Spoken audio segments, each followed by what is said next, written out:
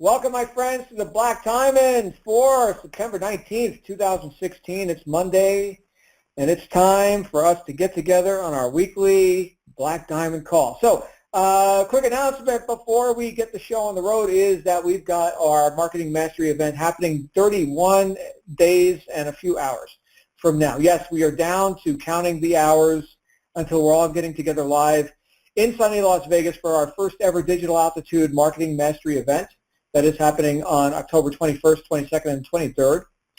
And today is the last day for you to get early bird pricing on the Sherpa tickets. If you were looking for a VIP ticket, those are sold out, so out of luck there. But the Sherpa tickets, you get them at half price right now. And if you're a new Rise member, you're actually getting that money reimbursed to you when you show up in Vegas. So just go ahead and grab your Sherpa tickets now. Do it now. Do not hesitate. Do it now. Get a couple. Get some for new members. Get some for people that are about to get started and they didn't even hear about this yet, but you're going to go sign them up after this call. Get some tickets, get them at the early bird pricing, and meet me there in 31 days. That is our one and only announcement for tonight. The other thing I have to tell you is our weekly disclaimers. As we get this call started, as you guys know who've been here for the last few weeks, this call is very raw. It's very street. Sometimes it's in your face. We just talk about whatever we want on the Black Diamond call with no agenda. Hopefully it's instructive. That's our intention. Myself and my guest speaker, my guest host each week, we like to give you things that are very usable. These are ideas for action, right? So we'd like for you to take action, see how these ideas that you learn about on these calls, especially the Black Diamond, see how these ideas apply into your life and into your business. And since we are pretty raw here, the rules are take what you like and leave the rest. And if I say anything that offends you, you'll get over it. That's the rules. Because once again, none of this is scripted. We just do what we know how to do. That being said, tonight I'm bringing out a guy who I've known for 15 years. That's right, my friends. We're going back to the days when, you know, the cavemen walked the earth. And, you know, direct sales was like this idea that, you know, some people were kicking around in the late 90s. And then, you know, I showed up in 2002. And one of the people that I met was this guy who I thought was kind of a clown. He is kind of a funny guy. And I remember here was one of the people who was already making $50,000 a month when I showed up in this industry all those years ago. So he was actually one of my first mentors. And for those of you, like if I'm your senior coach and we're going through the scale-up steps, then you know that I've talked about, and that's obviously not most of you on this line, okay, but for those of you who do know, I've talked about, you know, when I first got started in this industry, one of the things that I was taught to do was to go seek out other top earners and ask them questions like, hey, man, what are you doing? And so that's what I did. So I actually traveled to different meetings. You see, we used to do live meetings in hotels, and we would come out and, you know, once a week we'd go to the place and we would see whoever's presenting that week, talk about the opportunity, and, you know, we'd have live guests in the room. Sometimes we'd have a few people. Sometimes it would be standing room only. And this is how we used to build our business. Now, of course, to get people in the room, we would do local advertising. Things like really high-tech stuff, by the way. We would put flyers on cars in parking lots. We would get chased out of the shopping malls by the security guards. It, you know, made them feel really important to chase us out of their parking lots as we were putting little papers on people's cars. And what else did we do? We placed newspaper ads. I don't know if all of our listeners know what a newspaper is, but that's a paper thing that now people experience for the most part online. But we would place newspaper ads. And at one point, I was flying around the country a couple of times a week doing these live meetings after doing a week's worth of local advertising in some local area, like Newark, New Jersey, where I grew up in New Jersey, right? So I'd fly over there. Then I'd fly back to Arizona, where I lived in Tucson, and do a meeting there. And then I'd head up to Phoenix and do a meeting. And while in Phoenix, I get to hang around with this guy, Dave, who I'm about to bring out here. And I'll never forget it. I certainly don't want to steal any thunder here, Dave, but I just have to tell a story. It's one of the most memorable, I'm going to tell two stories. Two of the most memorable things you ever told me. And then we're gonna launch into whatever this topic turns into being, okay? We never know what's going to happen until we hear it come out of our mouths. But two of the things that I learned from Dave in the very, very early days. By the way, Dave is also a senior coach here. So for all of our new RISE members, when you go through your scale-up steps, you may be assigned to me, you may be assigned to this guy Dave, and either way, you're going to have a blast, I think. But this guy Dave taught me a couple things. Number one is when I was going around meeting these top earners and asking them, hey, what do you do? This guy Dave had a very short answer for me. He said, just expect it and keep showing up. And I was like, oh, Dave, that's so profound, man. Thank you. Just expect it and keep showing up. And you know what? That's quite instructive, by the way. That's very instructive. So don't just glaze over. And of course, here I was a newbie, and this guy Dave's making $50,000 a month. It's like every word that comes out of his mouth, they got to hang on every word. So that was one of the things he told me. And one of the other things he told me, which interestingly, Dave, just came out of my mouth in an interview that I was doing just hours ago, where we were talking about building team culture within the home-based business arena. And, and one of the things that I was talking about was operating your business as if you've already got like thousands of people in it. And that was a reminder you gave me, because I remember when I was coming up in the ranks, okay, now I wasn't so new. I was making, I don't know, $30,000 a month or whatever. But, I had some people on my team, and nobody was making that level of money yet. And I just wanted to make sure that I was giving the maximum service that I could possibly give. And I remember asking you, is there something I should be putting my attention on here? I don't want to neglect, any training I should be doing or whatever. And you said to me, you know what, John, how are you going to manage your team when you got 5,000 people on it? Are you gonna like hold everybody's hand and like we're gonna sing Kumbaya or something? I was like, well, no, I'm not gonna have time. He said, well, you're never gonna have 5,000 people on your team if you don't start behaving like you've got that now. So it's be, do, and have, right? So it was a beautiful reminder, and yet another way to apply the be, do, have principle. And so, Dave, all I could say is thank you. Let me start this conversation with a thank you to my friend, and soon to be your friend, if you've never met this guy, Mr. Dave Kosack out of Minnesota. Dave, how are you tonight? Well, John, I'm doing great. You're taking me way back memory lane, and I shot you over that picture that was on my in my office, and that picture's so cheesy. And when I look back on it, standing on the armrest out the sunroof with my arms out, my Camelback Mountain in the background, and I was driving down to see you that night, and we were heading down to the VIOD Center, which we did in Phoenix, Arizona, with every Thursday night. That's where you'd find us. And we were at the VIOD Corporate Center, taking it back old school. We thought we were pretty cool. We didn't do the Holiday Inn, but we did a corporate center, and we were basically in this 20-story building, and we were in the basement. And I remember first meeting John, and John was intense. Like, if you guys would have seen John back then, he was the serious guy that was analyzing everything. He was the blueprint. He wanted to know, like, how does this work, ratios. Well, because, John, your background, what you told me back then, you were very specific, in working for that company you worked for, selling precision instruments. I get it. I totally get it. And I was just kind of like the opposite. I mean, just so you guys know, I got started at age 17 in the industry. And they wouldn't let me in, but I was at a new skin meeting, but they let me come down because my dad was a chiropractor, so they thought, well, maybe we can get you a dad, because, maybe he'll like it. But they wouldn't let me in, but I started reading the books at 17, signed up in my first company at 18, and I just turned 43 a couple months ago. So this is all I've ever done, and I like to say I've seen most everything out there, the good, the bad, and the very, very crazy. So, but John, this is a guy that, he's looking at me. I was looking at him as a mentor. I'm like, hey, I'm doing pretty good, and I don't know what the heck I'm doing. But this guy is, like, serious. He's, like, intense. And, John, it didn't take you long at all to start just crushing numbers. You just, like, absolutely crushing numbers to the point where about a year later, I remember we were coming back from Fiji, and John's just like, people are like, what is he doing? Like, this guy is doing huge numbers. Then the next thing you know, it's like, who just got that new Bentley? What?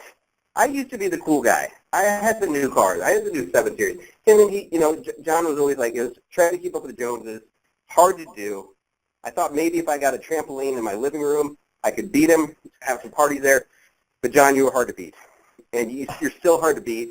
And you are so fun to work with because you have a way of just taking a brand new person and showing them this actually works. You know, you and your amazing wife Shannon have taught me so much over the years, and it's been an absolute pleasure to just go down the journey with you. Well, thank you, brother. And you know what? You just brought me back to trampolines in the living room. And by the way, folks, when Dave says he had a trampoline in his living room, that was like the entirety of the living room was this trampoline. It took up the whole damn room. And I remember that one guy, I won't mention any names, but one guy jumped off of like the banister of the trampoline, just about broke his neck. I was 28 years old at the time, and I didn't really understand how insurance works, you know, when someone gets injured in your home. But there was a guy, and he was a little bit heavy, and we had about 22-foot ceilings, and he decided to get up on that upper ledge that was about maybe 12 feet, 14 feet up there where you put plants, and he decided to jump into the trampoline, and it bottomed out, and that was a little scary for a few minutes until until he caught his breath. But we're a very professional group, and we do some serious training here.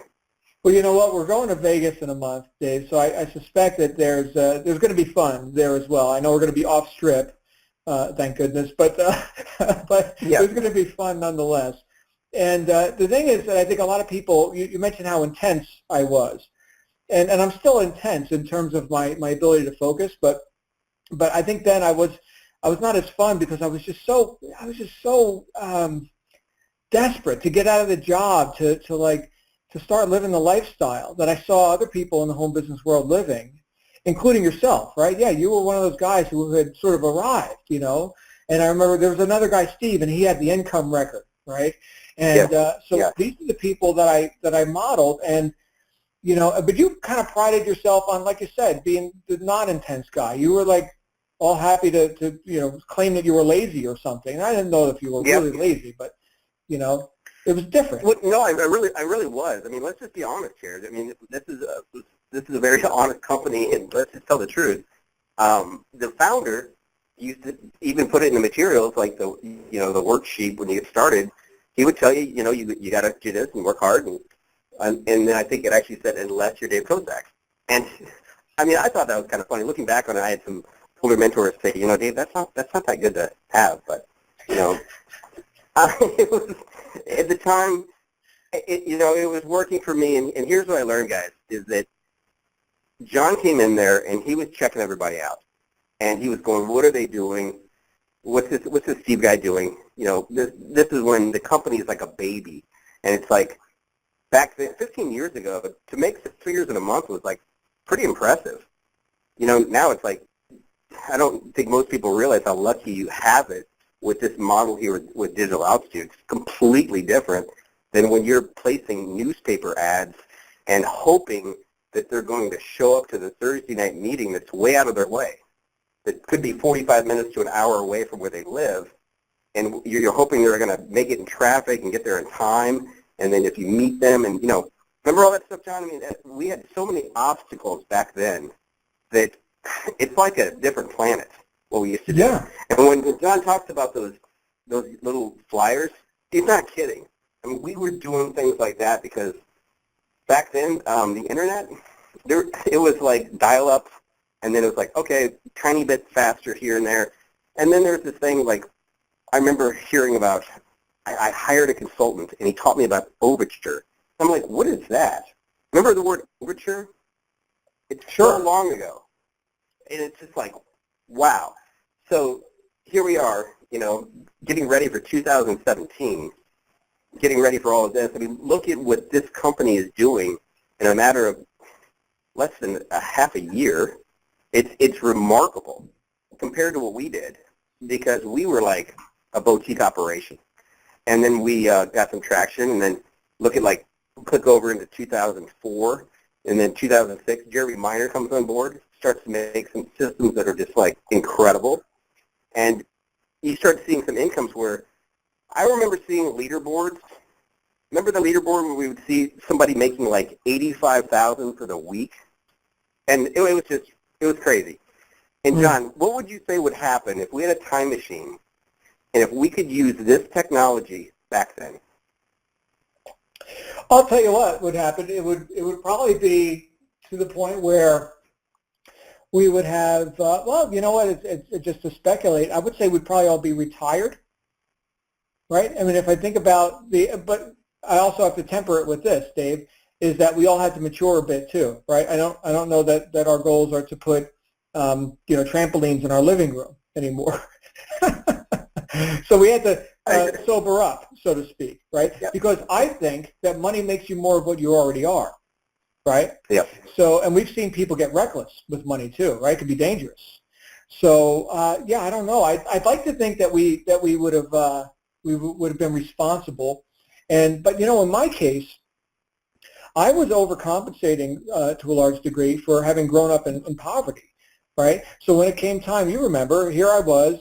In fact, it was in the Viad corporate tower in the basement in Phoenix, Arizona, where I held up my new Lexus keys. Remember that?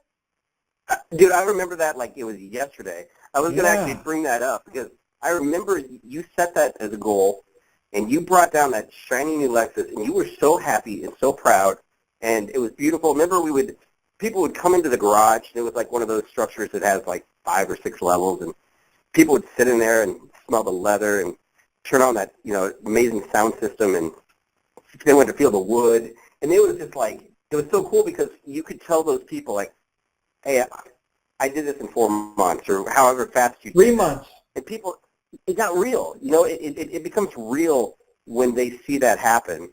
And that's the one thing I do miss about the live meetings, but we have them. I mean, we got Vegas next month.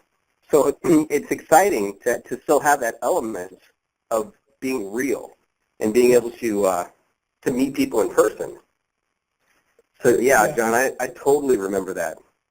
Yeah, it was a big moment for me. And now here's the thing, Dave, as coaches, because we both are, what we want, and I'll speak for myself, what I want is to give people every possible advantage so they can reach their goals hopefully faster than I reached mine, right? So we just talked a little bit about our history, Dave and myself.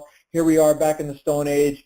John shows up. He's all stressed out. He's intense. He wants to make 20 grand a month and buy a new Lexus, and he does in 3 months.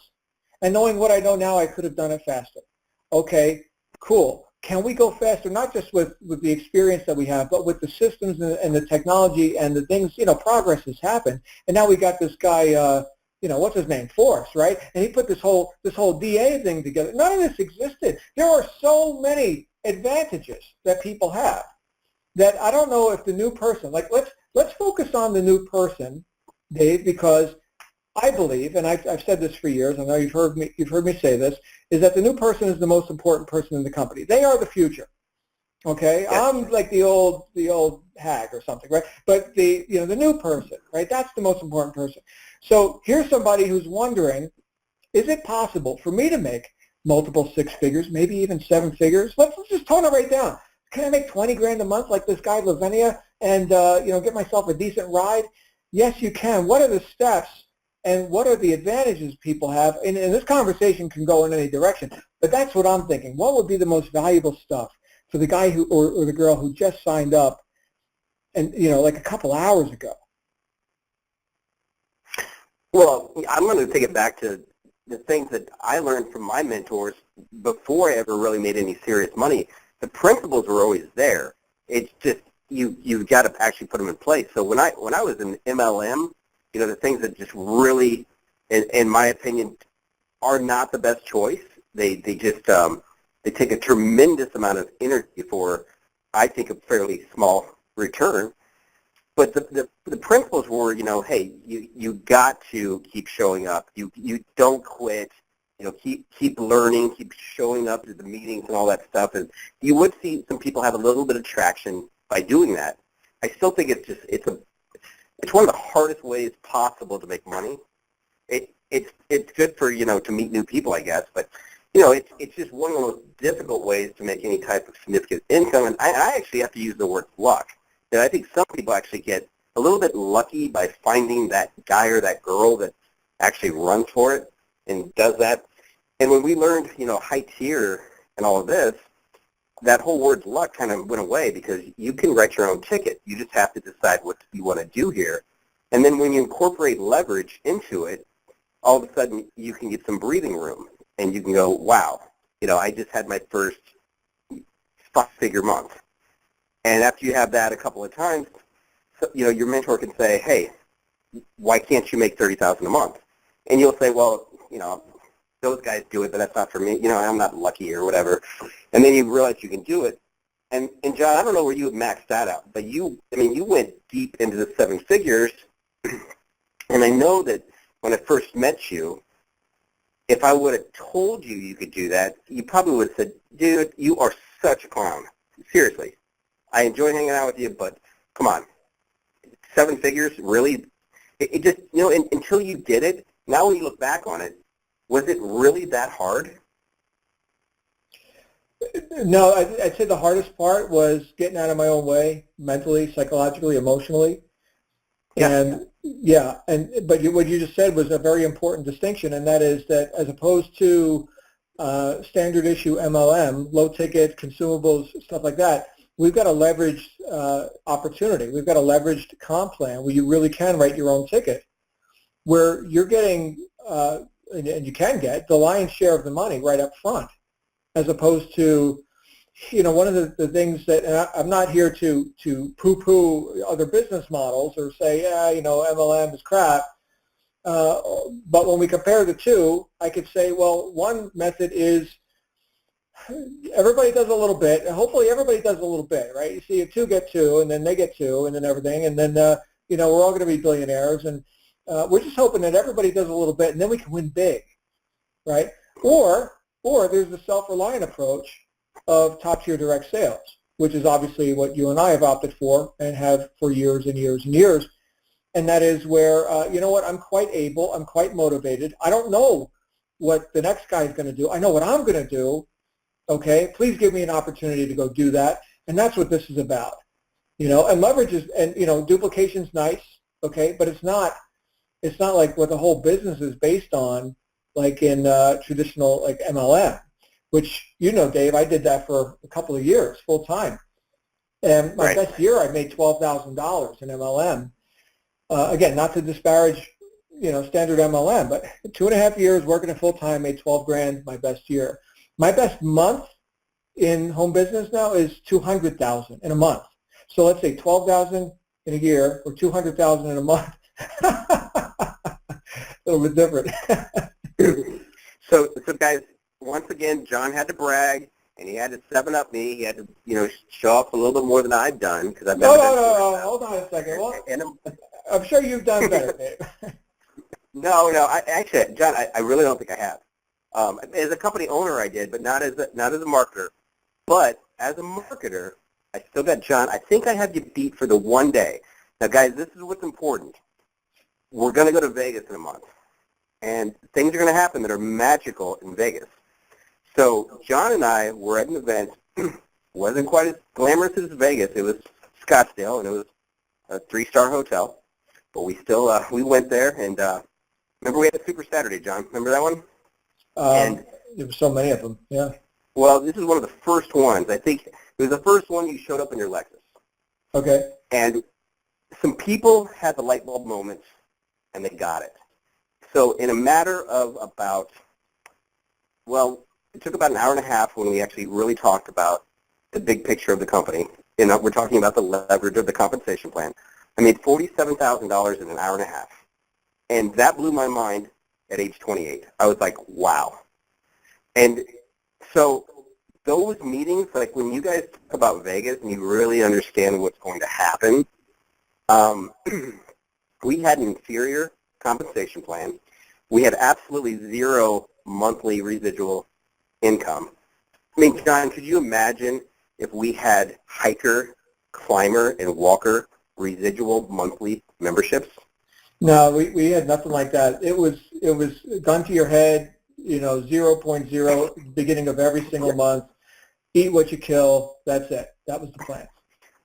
Absolutely different. I mean, we would actually, if we had that where, if you had a slower month, you still had a nice marketing budget. This is just so incredibly amazing compared to what we worked with. And we still, we didn't know any better, so we were super happy. And, we were living our life, and, that's how it was in 2001, 2002. But looking at this here, sometimes I think we don't talk enough about the significance of building a team and having a team of, committed people, at the climber level. That's some serious residual income, absolutely serious. And I think, I think we should talk about that more, because that can be massive. I mean, it is massive for some people, but I mean, I think if more people just realized what that meant, you guys would be able to, maybe adjust your goals a little bit, set them up a little higher. Well, Dave, I'm not a math guy, and I don't know if do you consider yourself a math guy? John, you can answer that for me. Okay, so no. And so neither of us are math guys, and yet we sort of marvel at these, these numbers that we've been able to experience in our time here in this industry. And so the way that I've gotten to the big numbers has not been so much focusing on the numbers, but focusing on the purpose.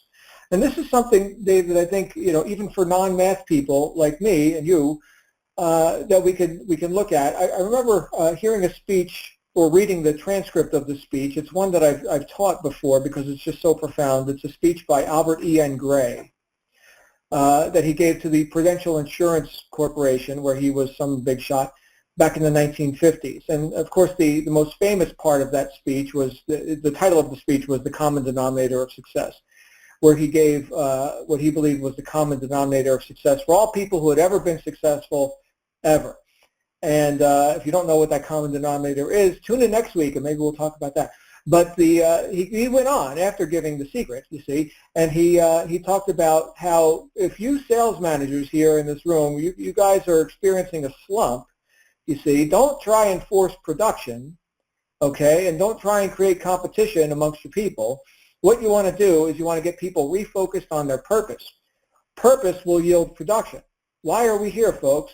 Right? We're here to put insurance in the hands of millions of Americans or whatever, right? So related to your business now. You're not in Prudential if you're listening to this. Maybe you are. I don't know. But here, as it relates to our businesses with DA, why are we here? Why are we doing this? The production is a byproduct of being focused on your purpose, whether we understand the math or not. So, Dave, that was my approach to it. And when I think about how does that relate to our continuity program, the Aspire model, all this machinery that Michael and Jeremy and Jason and Dallas and these guys have put together. Okay, how does that relate to our purpose? Well, I talk about this with our students. I see that Michael has prepared so many different ways for us to be able to earn money as affiliates. So you've got the core products themselves, the Ascension model, Base, Rise, Ascend, Peak, Apex.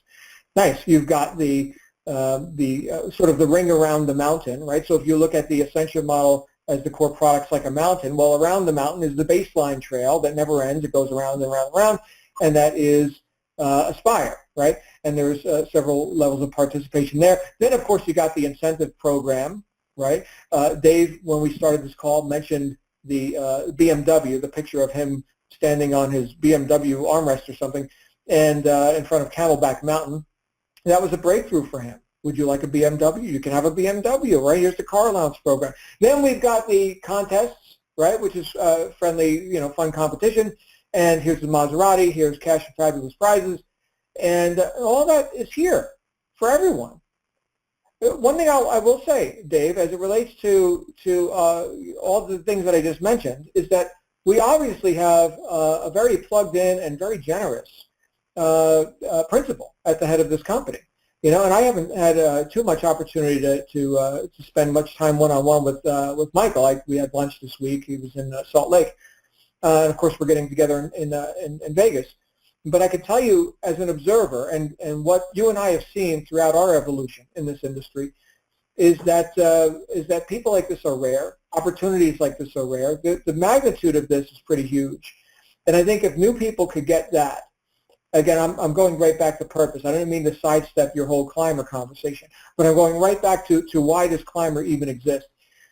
I'm looking at the purpose behind DA. Everybody here wants you to win. If you're brand new in this business, everybody here wants you to win. The deck is stacked in your favor. Can't do it for you. But we can give you every possible advantage to reach for it. And so we like Dave said, we've seen the good, the bad, and the very interesting. This is like catching lightning in a bottle. This is a very rare opportunity, and we're so new. Dave, I showed up in that first company where you and I met. The company was a year old. We're not even a year old here. Yeah, it's been over a year putting it together behind the scenes. I wasn't around for that. Okay, but when did DA hit the street? March? This is brand new. The timing, my goodness, the timing of this. Anyway, I could go on and on, but you get where I'm going with that. Absolutely. The main thing that I think separates this from everything else out there is, and I don't know exactly who deserves all the credit. Let's just say, Michael and Jeremy and Jason, and I'm sure I'm missing a lot of people, but that group of people that sat down a year ago or whenever they did, and they said, let's eliminate the number one thing that people really don't like about home-based business. Let's eliminate that, but not just eliminate it. Let's actually have a solution with coaches that like what they're doing, and these coaches are effective. That right there is such a game changer, because I know some people have tried it before, and if you don't have if you don't really have like the A team, it just doesn't really work. And these guys, they did it. They put it together. They continue to put it together. They continue to take a new person that has produced some results out there in their own marketing, and then they basically inoculate them with such incredible training that Jeremy's done. And now all of a sudden, you've got just like so many advantages over everything else. And if you do the Pepsi Challenge, you take a look at this versus anything else out there. John, you and I, we've got the experience, but, sometimes, maybe in a couple of years, maybe in 5-10 years, we'd like to be, our children are about the same age, and maybe we'd like to take a little more time off but still have a thriving business. Well, we can do that here because we can rely on those coaches to take care of our business for us. And we'll gladly, pay them 20% to do so. If we would have had that 15 years ago, I know you and I would be retired, guaranteed. Well, but here's the thing, Dave. Both you and I are coaches here. So what does that tell you? That tells you that we obviously love this work, right? It doesn't feel like work to me. Interacting with people who are just getting on the path that you and I have been on for, all this time, it changed my life. And if I could be just a footnote in somebody's success story, the next chapter of their life, man, what an honor. What an honor to do that. Why did I write the books? Why did I show up in the first place? Look, Dave, you and I and everybody else on this call, we can go anywhere and make money. You can do anything and make money. Anything will work, right? You can get a job. You could, I suppose you could panhandle on the street, right? You make money doing that. You could, you could start your own business. You could be an author like me. You could publish products. You could be a business owner. Dave's been a business owner in terms of starting companies and stuff. There's a lot of work involved in that. There's a reason why we've chosen this industry.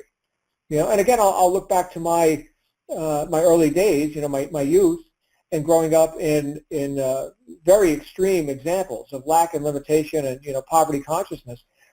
I'm here to counter that. I'm here to expand prosperity consciousness for as many people as I can, and we're better to do that than in the the home business and online marketing and entrepreneurship arena, right? So I don't know. Maybe I would retire, but you know what, Dave? Here's the thing I think for everybody is that when you meet people who do the work that they do, whether they've made money at it or not, because they love their work. Let's say that Dave and I both, neither of us need to earn money anymore.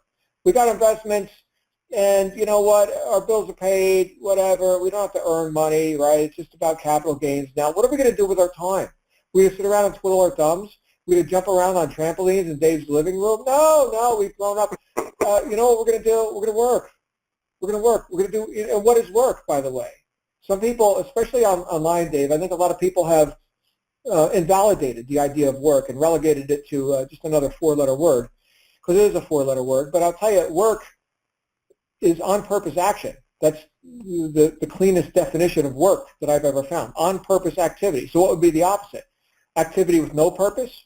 or no activity, right? Well, both of those sound crappy to me. I'd rather do like something on purpose. I'm an on-purpose guy, so let's do some action. That's called work, right? In fact, Henry Ford said there is no joy unless one knows that they've accomplished something, right? There is joy in work, Henry Ford, right? So I look at it like that. It's not so much. Here's the evolution, guys and gals. It's not so much about what can I get. I need to pay my bills. And, the early goals when we first get started are very, like, right in your face. Like, you see right in your face, there's the need to accomplish something financially, right? You got to make sales. You got to make money. You got to do business. Okay, fine. But then it starts to grow beyond that. The vision starts to go beyond that into how can I serve, right? What are we really doing here? Why did I not just sign up in here? I signed up to make money, of course. But why am I still here? There's something bigger than just a job, so to speak, right? Which obviously this isn't a job. Everybody's an independent, distributor. But you get the point. It's a job that we're doing. It's on-purpose action. It's work, right? Why do we choose this work? Why do we stick around, right? And for some people, Dave, like you mentioned, they're not, people on the phone. They're not coaches. They're not counselors. That's fine. They like to drive traffic. Okay, fine. Back when we got started, there was, you had to wear every hat. Every hat was yours. And now we get this leverage. Bob Proctor, who you and I have both studied, we've both been at events with Bob Proctor and, on stage with him and all this, and doing conferences. And one of the things that Proctor told us some years ago was that you want to develop your strengths and manage your weaknesses. And so I thought about that for a while. I mean, that sounds like a cool saying, right, Dave? I mean, yeah, develop your strengths and manage your weaknesses. That's catchy, man. But what does it really mean? Well, I started to think about that, like, how do I manage my weaknesses? Assuming that I can recognize that I have some, right, which which I do, by the way. I've not arrived. Okay, so how do I manage my weaknesses? And the answer came, after some thought, well, I manage my weaknesses with the strengths of others. That's how we get leverage. In fact, that's the only way that I've seen to get leverage in terms of running a business is, because the CEO is not the secretary. The secretary is not the sales manager, right? So each person has a different post, and that's how we get leverage. We manage our weaknesses with the strengths of others. And is that not exactly what is happening here? Anyone who's been through step 13 has seen that. Has seen the evidence of that right here inside Digital Altitude. You want to wear every hat? I'll tell you what, Dave. I've got my own companies that I run. It's a lot of work. It's a lot of work, and there's no guarantee of success, right? I look at all the different things I've done in my time, and I've noticed that the things that have been the most profitable are the ones where I get to man one post, and that post can be marketer, right? Or in this case, my role here with the DA is, well, I've got two, senior coach as well as, the call master or head janitor or whatever they want to. I don't have a title here yet, but something, right? We run these calls, okay? And but I don't have the legal post. That's not my post. I don't know. Somebody else has that. They're good at that, by the way. I'm not good at that. I'm definitely not the accounting post. I don't know nothing about that. I don't want to know nothing about that. So to your point, your original point, right? People can come here and literally never talk on the phone if they don't want to, right? Hopefully they shoot some videos, they do some, whatever kind of marketing they're doing. Hopefully they get out into the marketplace and, make themselves known and build their trust and credibility, which I believe, and especially in the digital age, I think is so imperative that we build trust and credibility in the marketplace. And you could do that without talking one-on-one with people, right? Grab yourself an iPhone and, start rolling tape. But the idea here is that you don't have to be all things to all people. So that's what's coming up for me as you say that, brother. What do you think about that? Well, John, I think you and I are kind of like middle-aged dinosaurs in the industry, and we've seen the tough stuff. We've done it. We actually figured it out, and we had success. And I look at you as an absolute legend. I mean, any guy that can knock out 7 figures a year from home is someone that I think you need to take notice, and you need to read his book and figure out what he did, why he did it, and how it's working, because it's very remarkable. It's very hard to do without having a boss, looking over your shoulder, and, you're stuck to a cell phone and text messages 24/7. So, I mean, that's amazing. But I keep going back in my mind to, and this is just so cool that we're talking, because I really haven't thought that much about what we used to do 15 years ago. But if someone would have kind of like pulled us aside over by the elevator at the VN and said, hey guys, there's this guy, Michael Force, and I can't tell you when he's going to do it, but I can only tell you he's going to do it. He's going to build a model that's similar to this, because I know you guys like the leverage of high tier, and I know you guys like to help people, but he's going to make it where, can you imagine where you have a person interested, and they come on board, they're going to check it out for 2 weeks, and they're going to get what's called a welcome coach. And this welcome coach is going to take care of, don't worry, John. They'll go ahead and reach out to that person for you, and they'll go ahead and email them and call them, and put them on your calendar, John. Imagine that, your calendar back in 2001, 2002. And then after that, you're going to have what's called a startup coach. And this person's going to take them through the preliminary 6 steps, showing them what's going on. And then, after they buy the first product, they're going to have what's called a scale-up coach, a business coach. This person's going to be responsible for really showing them the business. And then after that, we're going to show them a traffic coach, John. Because, John, I know you're busy. I don't want you to have to train people on traffic. John, just do what you want to do. We'll have a traffic coach. John, imagine that. It sounds like a fairy tale. Doesn't it sound like so foreign when you go back into 2001? Well, yeah. I mean, we were running around like chickens without heads, except you. Somehow you did it while lounging in hammocks all day, but or on your trampoline. But you know what? I just had a call with a student just before we started here tonight on the Black Diamond. Robert down in Phoenix, right down in the old stomping ground there, who just made his first ride sale. He's brand new in the business, right? He just made his first ride sale.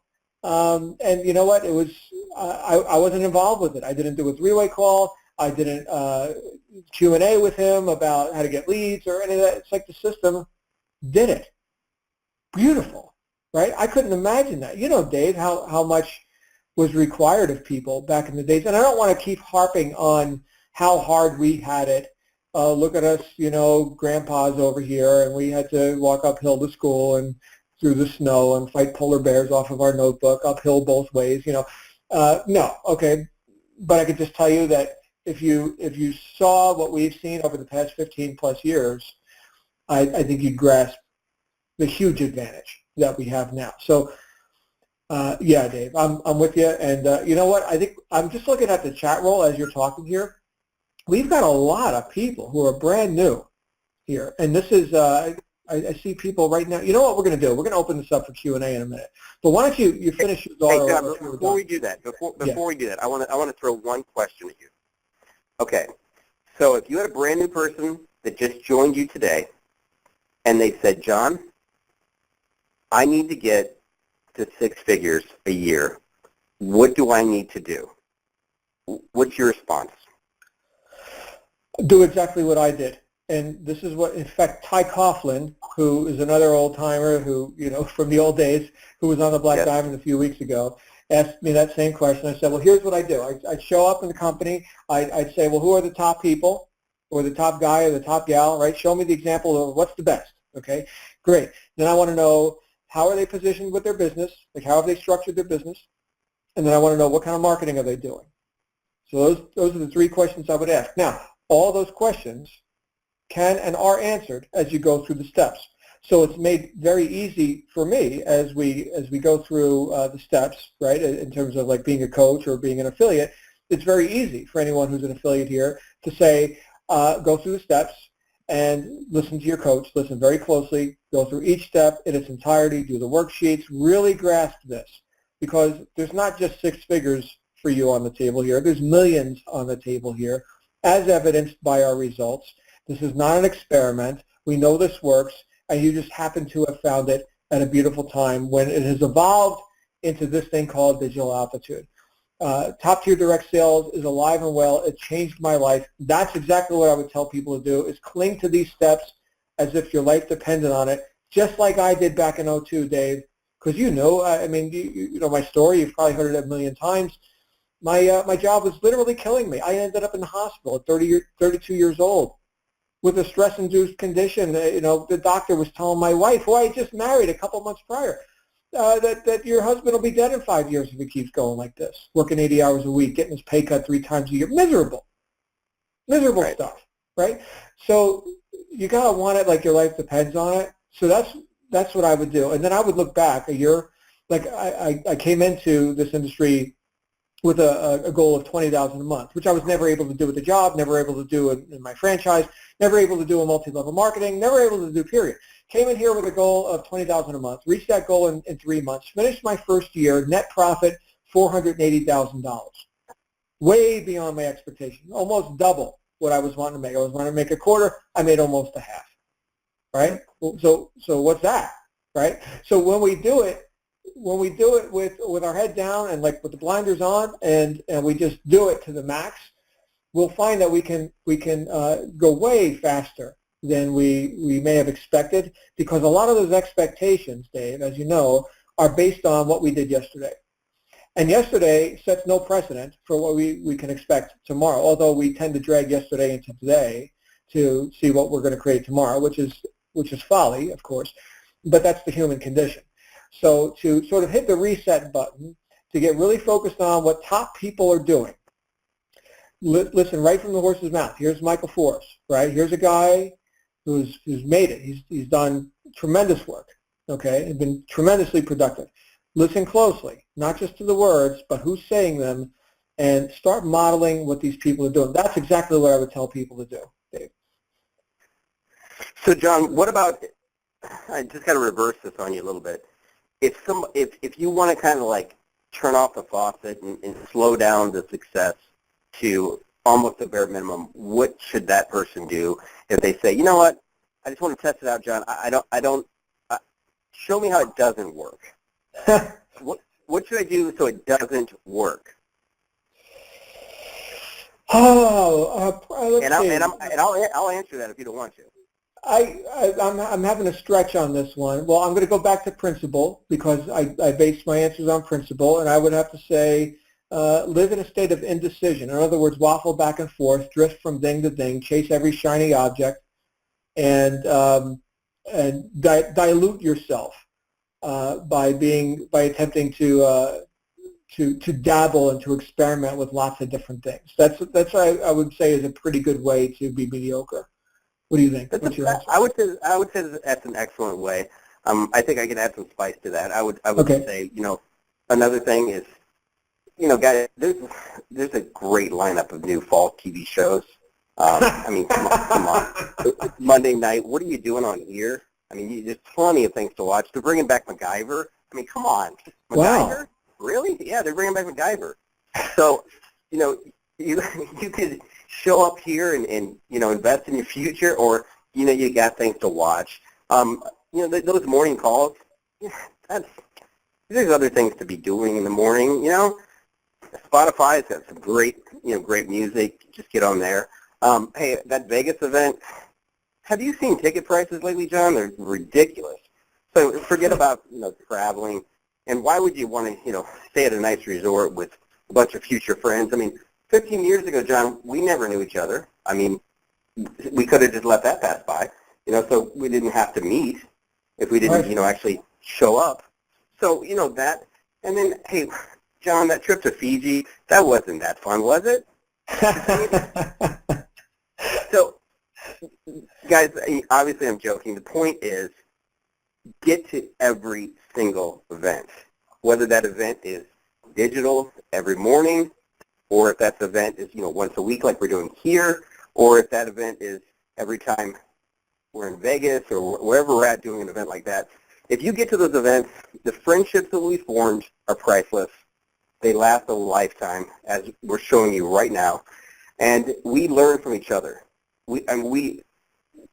John and I are a systematic reason that we've knocked out some great numbers, because we set up each other, we've had a blast with each other. We would learn from each other, and you can't put a price tag on it. So it's like not even a question. If you're going to do this business, do the business. Treat it the same way you would treat this if you were going to, to spend $300,000, $400,000 to be a doctor. Because if you were to invest that in this, I guarantee you'll make more money, because I have 7 doctors in my family, and I smoke them all in income, and John knows that for a fact. Oh, yeah. Yeah, I haven't met any doctor who makes the kind of money that you can make here.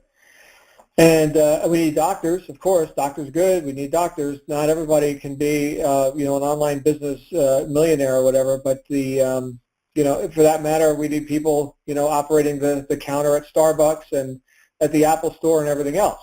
But that's not your path, right? If you say it's not your path. And so we've all been drawn here for a reason. And to go after that reason, to pursue that purpose, like I was talking about before as I was quoting Albert Gray, that is why you're here, and to do that with such integrity that there's no part of you that's diminished in that you're undiluted and you're intense. Intense. That's how I operate, as you know, Dave. Intense focus.